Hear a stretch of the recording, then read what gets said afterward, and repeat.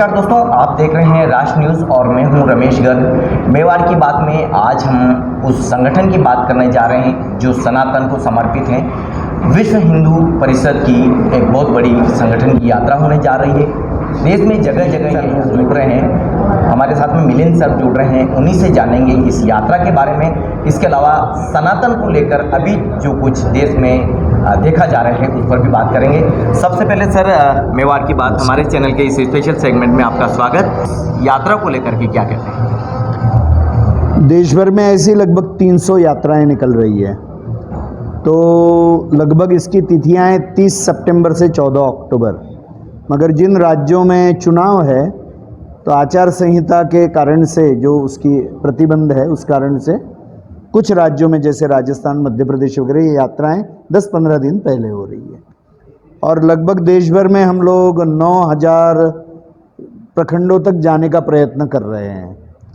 8000 से ज़्यादा प्रखंड तो निश्चित रूप से जाएंगे और लगभग 80 से 90 हज़ार गाँवों तक जाने का प्रयत्न ये यात्रा। अहम सवाल ये भी आता है, आखिर देश के लिए इन यात्राओं की ज़रूरत क्यों पड़ी है?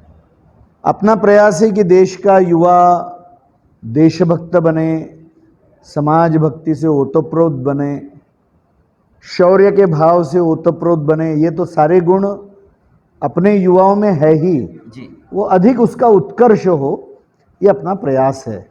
और इसलिए जिन्होंने अपने देश के लिए संघर्ष किया, बलिदान किया, ऐसे सारे लोगों का स्मरण, उनके शौर्य का स्मरण, उनके जो कर्तव्य का भाव है, सब कुछ न्यौछावर करने का भाव है, उसको सभी को स्मरण दिलाना ये इसका हेतु है। देखिए, ये तो पराक्रम और बलिदान की भूमि है, मेवात की भूमि जो है, तो यहाँ पे तो खून में ही ये बात है, मिट्टी में ही ये बात है। फिर भी उसका स्मरण निरंतर करते रहना चाहिए ताकि अपनी भाव की दृढ़ता बनी रहे।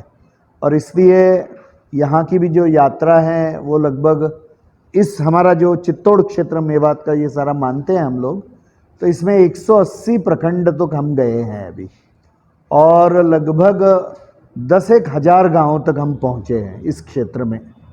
तो एक बहुत बड़ा कार्य यात्रा के माध्यम से जागरण का यहाँ पर हुआ है और बड़े प्रमाण में युवा बजरंग दल के साथ सनातन से ही समाज है और सनातन से ही राष्ट्र हैं, लेकिन अभी जो कुछ गतिविधि देखी जा रही है उसको लेकर क्या कुछ कहते हैं? दुर्भाग्य से अपने देश में कुछ लोग हैं कि जो सस्ती लोकप्रियता के लिए कुछ अनसंड बातें, गलत बातें, बकवास ऐसा करते रहते हैं सस्ती लोकप्रियता के लिए। और मुझे लगता है कि समाज जागरूक होगा तो इनको निश्चित रूप से जो सबक सिखाना चाहिए वो सबक दिया जाएगा। और इसलिए अभी डीएमके के एक व्यक्ति ने ऐसा बोला है, तो मुझे लगता है कि तमिलनाडु के समाज ने भी यह निश्चय करना चाहिए कि ऐसे गलत लोगों को सत्ता में बैठाने की आवश्यकता नहीं है। यदि हिंदू समाज जागरूक होकर इस दृष्टि से सोचेगा तो फिर कोई हिम्मत ऐसी नहीं करेगा। संसद में भी खूब तू मैं हुई और इस तरह के बयान जब भी आते हैं तो क्या आप इसको राजनीतिक प्रेरणा से देखते हैं या फिर सीधा सीधा राष्ट्र के ऊपर कुठाराघात? दोनों भी पक्ष है उसमें, क्योंकि कुछ लोग इस राष्ट्र की संकल्पना के भी विरुद्ध है। ऐसी कुछ शक्तियां दुर्भाग्य से भारत में है और कुछ विदेशी शक्तियां हैं, उनके कुछ हस्तक यहाँ पर है कि जो यहाँ पर भारत के उत्कर्ष को, हिंदू संस्कृति और धर्म के उत्कर्ष को देख नहीं पा रहे। तो ऐसे भी कुछ लोग हैं और कुछ लोग केवल सस्ती लोकप्रियता के लिए कर रहे हैं। तो दोनों तरह के लोग इसमें हैं। हमारा चैनल का एक खास कार्यक्रम है धर्म चक्र, जिसमें हम समय समय पर विभिन्न मुद्दों पर बात करते रहते हैं। हमने एक एनालिसिस किया और उसमें ये देखा गया कि खासकर कोरोना के बाद में धर्म को लेकर समाज में एक नई जागृति आई है। आप वो और क्या देखते हैं? देखिए, जो संस्कार हैं वो अच्छे ढंग से कोरोना के विपदा के काल में प्रकट हो गए, क्योंकि बहुत चुनौतियां थी।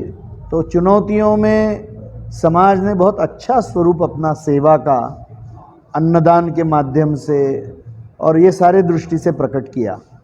और भारत ने भी एक देश, एक राष्ट्र, एक समाज करके पूर्ण विश्व में अनेक देशों को बिना कुछ लिए हुए दवाई दी, फ्री में दी दवाई, अनाज भी दिया अनेक देशों को।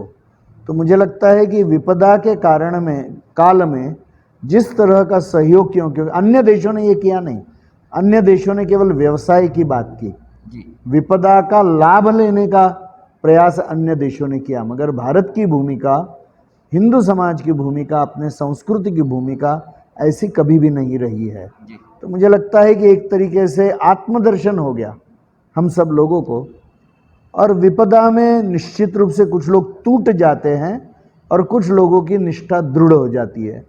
तो भारत और हिंदू समाज के बारे में ये हो गया कि निष्ठाएं अधिक दृढ़ हो गई। इसी के पैरेलल में एक आपके संगठन से जुड़ा हुआ सवाल है। आपके संगठन के लोग हर शनिवार को एक मंदिर में पहुंचते हैं, शहर का कोई भी मंदिर चुनते हैं और वहां पर मंदिर चलो अभियान के तहत सुंदरकांड पाठ करवाया जाता है, अन्य गतिविधि होती है। इसको भी आप देश के लिए किस तरह का देखते हैं? क्या ये इस तरह की मुहिम एक सकारात्मक हो सकती है? देखिए, भारत यह धर्मप्राण देश है, यहाँ का समाज धर्मप्राण है, और विश्व हिंदू परिषद का घोषवाक्य भी धर्मो रक्षति रक्षिता है। और इसलिए धर्म को आधार बनाकर, अध्यात्म को आधार बनाकर ये हमारी सारी कार्य चलते हैं। और इसलिए आज बजरंग दल के युवक पूर्ण देश भर में मंदिरों की स्वच्छता है, शनिवार या मंगलवार को एकत्र आकर भगवान की आरती है, और उस समय अपने परिसर में क्या अच्छा बुरा हो रहा है इसके बारे में चर्चा करना और सजग रहना, इसका अभ्यास करते हैं। तो यह एक बहुत बड़ा प्रयास है कि युवाओं को एक सकारात्मक दिशा देना। बिल्कुल, देश को अब राम मंदिर भी मिलने जा रहे हैं, सब लोग श्री राम के दर्शन भी कर सकेंगे। निश्चित रूप से अगले जनवरी माह में 20 और 24 जनवरी के बीच में निश्चित रूप से भगवान की प्राण प्रतिष्ठा रामलला जी की यह हो जाएगी अयोध्या में, और जिस दिन प्राण प्रतिष्ठा होगी वह श्री राम जन्मभूमि तीर्थ क्षेत्र ही उसको घोषित करेगा। मगर ये 4 तिथियों में होने की संभावना यह बताई गई है। तो उसके तुरंत दूसरे दिन से दर्शन प्रारंभ हो जाएगा, उसी दिन से दर्शन। साफ बात कही कि मेवाड़ में जो यात्रा है वो देश में एक सकारात्मक कदम की ओर बढ़ रही है।